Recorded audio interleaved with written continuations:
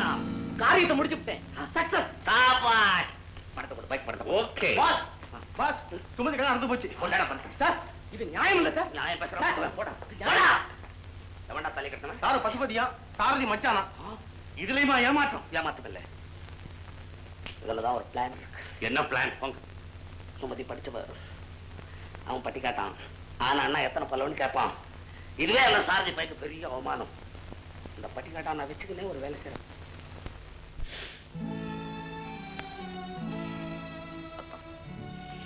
நாங்க போயிட்டு வரோம்.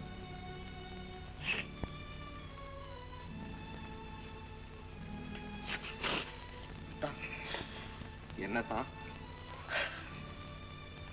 பசுபதி, நான் உன்னை ஏதாவது தவறா பேசியிருக்கலாம். அதை பெருசு பண்ணாம என்ன மன்னிச்சுட்டு. என்ன தாது? அதான்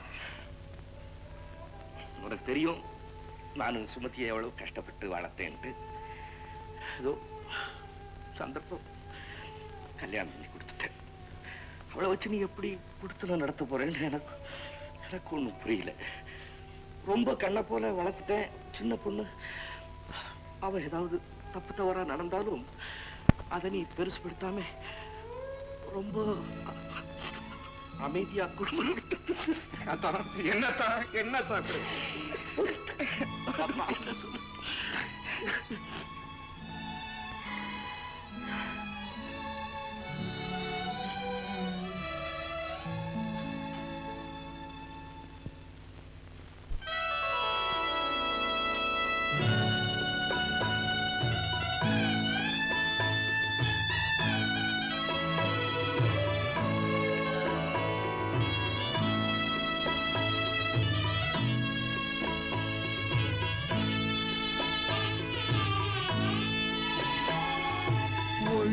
ஒளிமயமான எதிர்காலம் என் உள்ளத்தில் தெரிகிறது. இந்த உலகம் பாடும் பாடல் ஓசை காதில் விழுகிறது. ஒளிமயமான எதிர்காலம் என் உள்ளத்தில் தெரிகிறது.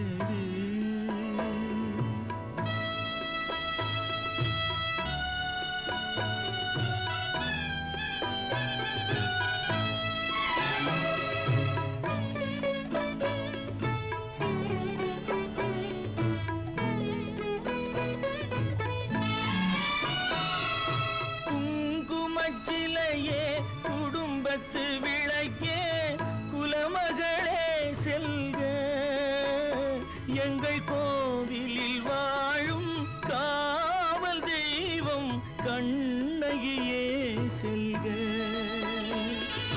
மங்கள செல்வி அங்கையர் கண்ணி, மங்கள செல்வி அங்கையர் கண்ணி, திருமகளே செல்க. வாழ்ந்த வீடும் கொண்டவன் வீடும் மனம் பெறவே செல்க.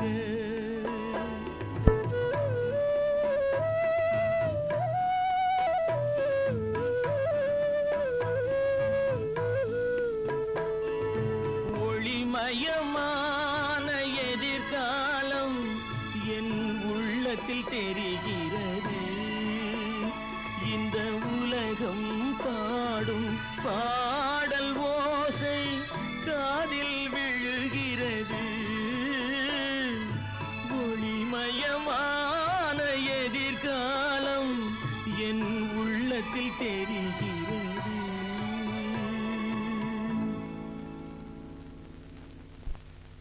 ஓ ஜீசஸ், உன்னை கஷ்டப்படுத்தினாங்க, சிலுவையில் அரைஞ்சாங்க. ஆனா நீ அவங்களையே மன்னிச்சுட்டே. ஏன் என்னோட சீஃப் குடும்பத்தில் மாத்திரம் நிம்மதி இல்லாம செஞ்சு வச்சு? ஓ லார்ட், நல்ல மனசு இல்லாதவங்க கஷ்டப்படுறது நியாயம். உனக்கு நல்லா தெரியும் என்னுடைய சீஃப் மனசு பூ மாதிரி. ஆனா நீ அதை வாட வச்சுட்டு. பிதாவே, என்னோட சீஃப் இது வரைக்கும் யாருக்கும் எந்த விதமான பாவமும் நினைச்சதில்லை. எனக்கு நல்லா தெரியும். உனக்கு ஏதாவது தெரிஞ்சிருந்தா நீ மன்னிச்சிடு, கருணை காட்டு, அவங்க குடும்பத்துக்கு நல்லது செய். ஓ ஜீசஸ். ஏய், ஏன் நைவர? மேரி, என்னோட சீஃப் குடும்பத்தை இருட்டில் விட்டு விட்டாங்க. என்ன சொல்ற? இந்த பசுபதி இல்லை, அந்த ஆள் படிக்காத ஆளு. ஆனா சுமதி ரொம்ப படிச்ச பொண்ணு. அவங்க குடும்பம் எப்படி நல்லா போகும்? நல்லா போகலன்னா பஸ்பதியை டைவர்ஸ் பண்ணிட்டு சுமதியை வேற மேரேஜ் பண்றது. மூஞ்சி மேல பக்கர் வச்சுக்கிட்டு ஆற பார்த்து டைவர்ஸ் பண்ண சொல்ற. உன்ன மாதிரி இல்ல அவங்க. நீ இருக்கிறியே உன்னோட புருஷன் எலும்பு மாதிரி இருக்கிறா சொல்லி என்ன டைவர்ஸ் பண்ணலாம். ஆனா அவங்க பழுக்க மாதிரி இல்லை.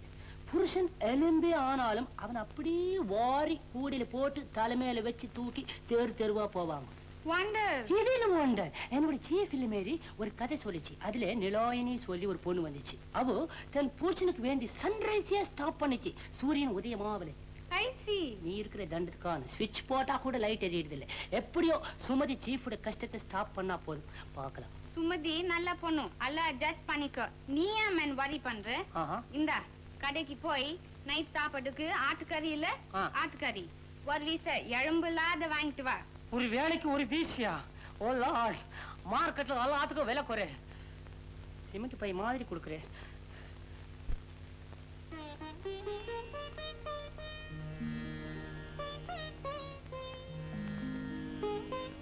சுமதி, கல்யாணம் ஆனதுல இருந்து சாப்பிடாம தூங்காம இப்படியே இருந்த உடம்பு என்னத்துக்கா? உன்னை பார்த்தா பரிதாபமாவும் இருக்கு, எனக்கு பயமாவும் இருக்குது. ஏதாவது சாப்பிடு சுமதி. சுமதி,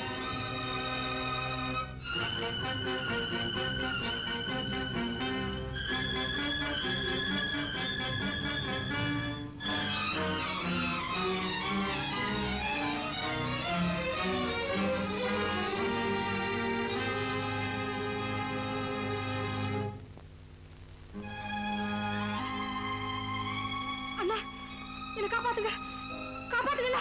சுமதி, சுமதி. அப்பா, அவன் நடத்துக்கிட்டா நடத்துக்கிட்டான்.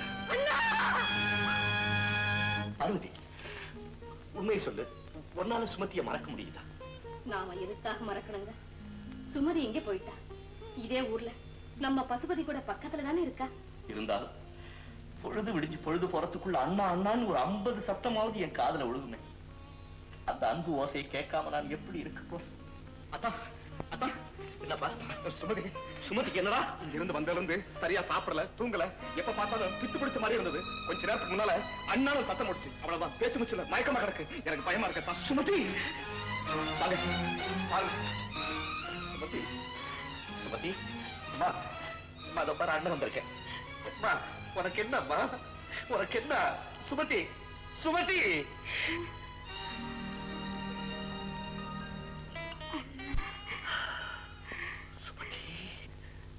அண்ணா, அப்பா அப்பா, இப்பதாம்மா எனக்கு உயிர் வந்தது. ஏம்மா இப்படி இருக்க? உனக்கு என்னம்மா குறை? உன் மனசுல ஏதாவது இருந்தா என்கிட்ட சொல்லுமா. என் உயிரை கொடுத்தாவது உன் குறைய நான் தீர்த்து வச்சிடுறேன். சொல்லுமா. குறையா? அண்ணா, விவரம் தெரிஞ்ச நாள்ல இருந்து நிறைஞ்ச உங்களுடைய அன்பு வெள்ளத்துல மூழ்கி கிடந்த எனக்கா குறை? கிடையவே கிடையாது. என்ன ஏம்மா சாப்பிடாம யாரு கூடயும் பேசாம இருக்கிற? வீட்டை விட்டு வரும்போது என்கிட்ட கூட சொல்லலாம். பரவாயில்ல. ஏம்மா, இந்த கல்யாணம் உனக்கு இஷ்டம் இல்லையா? ஐயோ, அப்படி எல்லாம் சொல்லாதீங்க அண்ணா. இந்த உடம்புல இருக்கிற உயிர் நீங்க வளர்த்தது. நீங்க பார்த்து செய்யற எந்த முடிவும் எனக்கு சம்மதம் தான். என்னுடைய நிலைக்கு காரணம் இது இல்ல. வேற என்னம்மா? அன்னைக்கு என்னம்மா? என்ன? கல்யாண மண்டபத்துல அத்தனை பேருக்கு முன்னாடி என்ன மாசுபடுத்தி பேசி உங்களை அவமானப்படுத்தினாங்களே, அப்ப நீங்க பட்ட வேதனை, துடிச்ச துடிப்பு, அதை பார்த்ததுக்கு அப்புறம் நான் உயிரோட இருக்கணுமா? என்னம்மா இப்படி எல்லாம் பேசுற? யாரோ ஏதோ பேசுறதுக்காக நீ ஏமா உயிரை விடணும்? அதுக்கப்புறம் ஊர்ல என்ன பத்தி என்ன சொல்லுவாங்க? நல்ல பொண்ணை வளர்த்து படுகொலியில தள்ளி கொண்டுட்டா பாவின்னு தூத்துவாங்க. அந்த பழியை கேட்டுக்கிட்டு நான் உயிரோட இருப்பேன். நீ விளக்கிறியாமா? அண்ணா, என்ன மன்னிச்சிடுங்க. இனிமே என்னால எந்த பழியும் வராம நான் நடத்துக்குவேன். நீங்க தேடி கொடுத்த வாழ்க்கையில நான் நிம்மதியா இருப்பேன். இது உறுதினா உறுதி. சுமதி, சுமதி, பாத்தியாப்பா, இப்ப என் தங்க நல்லா ஆயிட்டா. நீ ஒண்ணு தப்பா நினைச்சுக்காத. நான் எதுவுமே நினைக்கல, நான் எதுவுமே நினைக்கல. சுமதி இருந்த நிலைமைதான் என்ன ரொம்ப கலக்கிடுச்சு. என்னுடைய அறியாமையாலையும் மனக்குழப்பத்தாலையும் நான் ஏதாவது தவறா உங்ககிட்ட நடந்திருந்தேன். என்ன மன்னிச்சிடுங்க. சுமதி,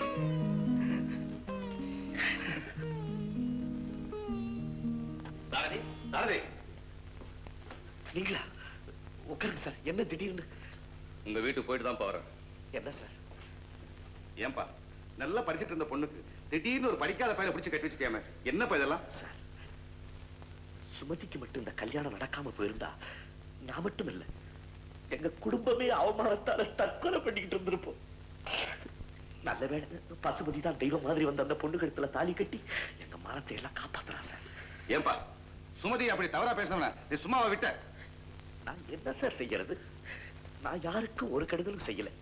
ஆனா எனக்கு பின்னால இருந்து எவனோ ஒருத்தன் எனக்கு சதா கெடுதல் செஞ்சுக்கிட்டே இருக்கிறான். நாய் நம்மளை கடிச்சா நாம திருப்பி கடிக்க முடியுமா? அதை நினைச்சுக்கிட்டு நான் பேசாம இருக்கேன் சார். என்னமோப்பா, எந்த விஷயத்தையும் நீ நல்லா யோசனை பண்ணி தான் செய்வேன்னு நினைச்சிட்டு இருந்த. ஆனா இந்த ஒரு விஷயத்துல தான் நீ தவறிட்ட. ஐயா, நீங்க எங்க குடும்பத்துக்கு ஒரு பெரியவங்க. உங்களுக்கு கூட இந்த கல்யாணம் பிடிக்கிறேன்னு சுமதிக்கு தெரிஞ்சா அவளுடைய நிலைமை என்ன ஆகுமோ எனக்கு பயமா இருக்கு. ஏதோ நடந்து போச்சு. அவங்க 2 பேரையும் கூப்பிடுறேன். தயவு செஞ்சு ஆசீர்வாதம் பண்ணுங்க. சரி சரி சாரதி, உனக்காக நான் எதுவும் செய்ய தயாரா இருக்கேன். கூப்பிடு பசங்க. சுமதி, பசுமதி வா. ஐயா காலைல விழுந்து நமஸ்காரம். தீர்க்க சுமங்கலியா இருப்பா. என்று பசுமதி. பாருப்பா, சுமதியும் என் பொண்ணு மாதிரிதான். அது கண் கலங்காம பார்த்து நாங்கெல்லாம் விரும்புறது அது ஒண்ணுதான். நான் வரேன் சார். மடி, எனக்கு டியூட்டிக்கு டைம் ஆகி போச்சு. நான் வரட்டுமா? எங்கப்பா சிரி சீட்டு போயிட்டு வான்னு சொல்லு. அப்படியே இருக்கு.